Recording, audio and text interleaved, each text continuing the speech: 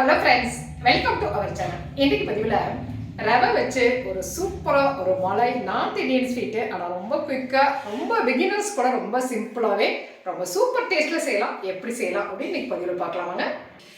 இந்த ஸ்வீட் செய்கிறதுக்கு அடுப்பில் ஒரு பேன் வச்சுருக்கிறேன். இதில் நான் ஒரு 2 டேபிள் ஸ்பூன் அளவுக்கு சுகர் சேர்த்துக்கிறேன். அந்த சுகரை அப்படியே கலந்துக்கலாம். சுகர் மெல்ட் ஆகட்டும்.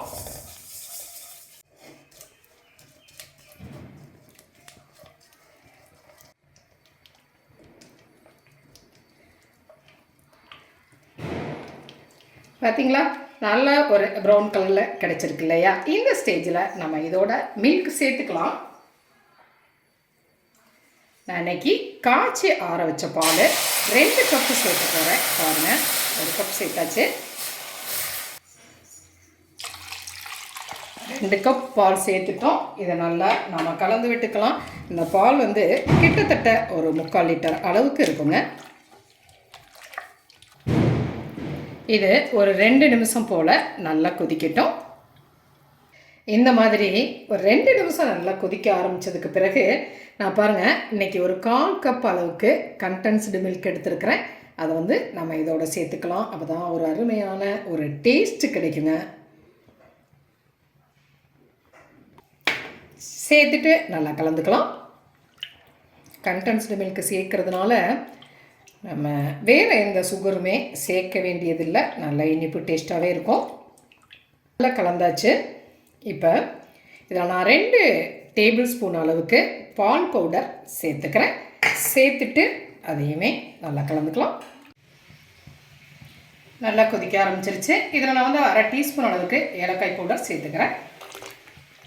இப்போவே நல்ல ஒரு திக்கான ஒரு பதத்தில் இருக்கு இல்லையா?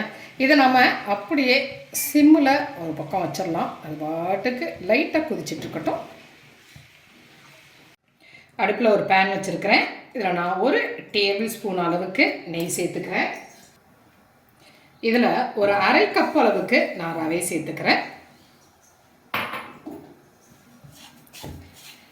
இதனால் வாசனை வர்ற வரைக்கும் ஒரு 2 நிமிஷம் வறுத்துக்கலாம்.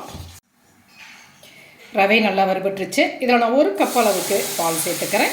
கொஞ்சம் கொஞ்சமாக சேர்த்து கிளறிக்கலாம். மலாய் செய்கிறதுக்கு நான் நல்லா திக்கான பால் எடுத்திருந்தேன். இதுக்கு கொஞ்சம் நார்மல் பாலை நம்ம எடுத்துக்கலாம்.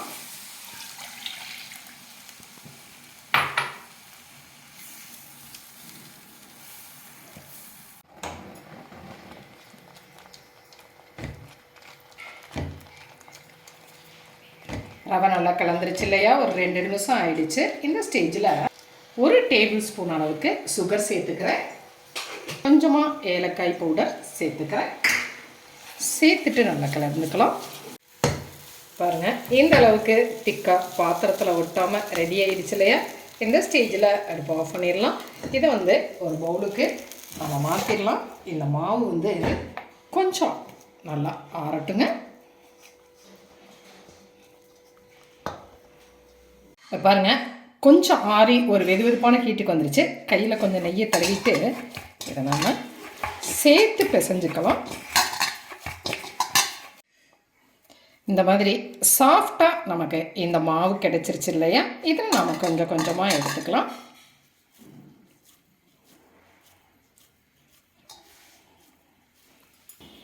இந்த மாதிரி உருட்டிட்டு இதை இப்படி தட்டிக்கலாம். பாருங்கள், இந்த அளவுக்கு எல்லா மாவையுமே இதே போல் தட்டி எடுத்துடலாம்.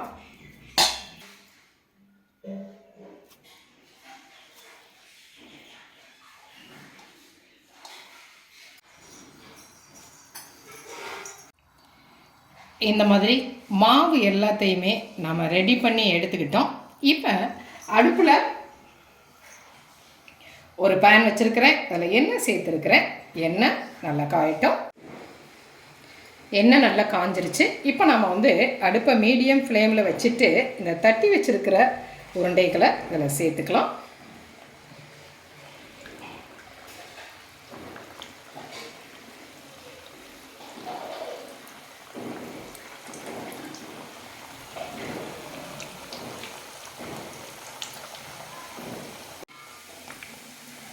பாருங்கள், 1 சைடு வெந்துருச்சு.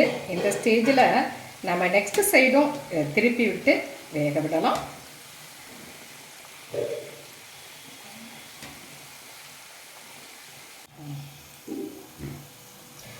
பாருங்க, அழகாக வெந்து ரெடி ஆயிடுச்சு இல்லையா? இந்த ஸ்டேஜில் நல்லா ஒரு பொன்னிறமாக அந்த எண்ணெய் குமிழிகள்லாம் அடங்கி வெந்து ரெடி ஆயிடுச்சு. இந்த ஸ்டேஜில் நாம் அதை எடுத்துடலாம். இந்த ஸ்டேஜில் இதை நாம் எடுத்துட்டோம் பாருங்கள்.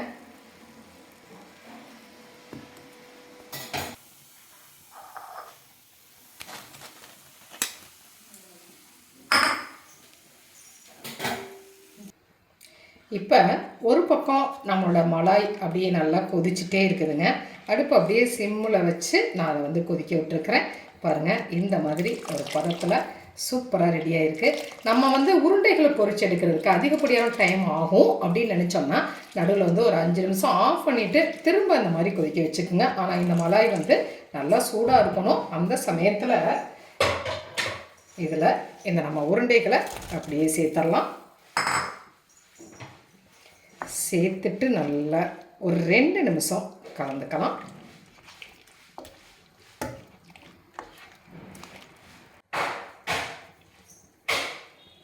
இப்போ ஒரு 2 மினிட்ஸ் ஆயிடுச்சு. அடுப்பை ஆஃப் பண்ணிடலாம். ஆஃப் பண்ணிட்டு ஒரு மூடி போட்டு அப்படியே மூடி வச்சிடலாங்க.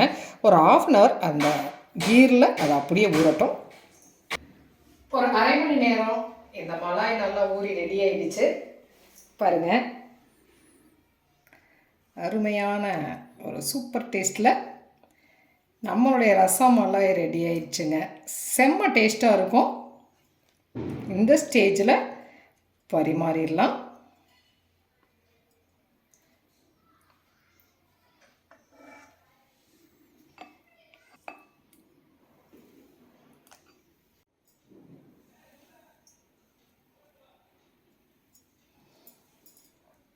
சூப்பரான ரசமலாய் ரெடி ஆயிடுச்சு.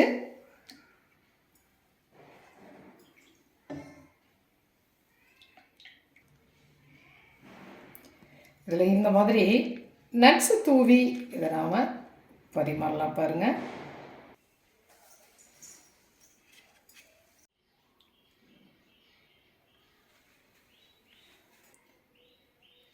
பாருங்கள் எவ்வளோ ஒரு சாஃப்டாக, ஒரு குலோப் ஜாமுனை விட ரொம்ப சாஃப்டாக இருக்குங்க இந்த ரசமலாய். சாப்பிட்றதுக்கு ரொம்ப செம்ம டேஸ்ட்டாக இருக்கும். இந்த மாதிரி ரொம்ப சுலபமாகவே இதை செஞ்சு முடிக்கலாங்க.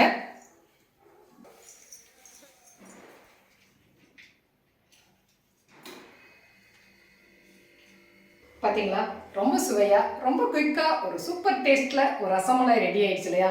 வீட்டில் இருக்க பொருட்களை வச்சே ரொம்ப பிகினர்ஸ் கூட ரொம்ப சிம்பிளாக ஆனால் ஒரு சூப்பர் டேஸ்ட்டில் ஒரு காஸ்ட்லியான ஒரு ரிச்சான ஸ்வீட்டை ரொம்ப குயிக்காக செஞ்சு முடிச்சிடலாங்க. செஞ்சு பார்த்துட்டு உங்களுடைய கமெண்ட்டை சொல்லுங்கள். இந்த பதிவு உங்களுக்கு பிடிச்சிருந்துச்சுன்னா சப்ஸ்கிரைப் பண்ண மறக்காதீங்க. லைக் பண்ணுங்கள், கமெண்ட் பண்ணுங்கள், ஷேர் பண்ணுங்கள். மற்றும் ஒரு பதிவில் உங்களை மறுபடியும் சந்திக்கின்றேன். நன்றி.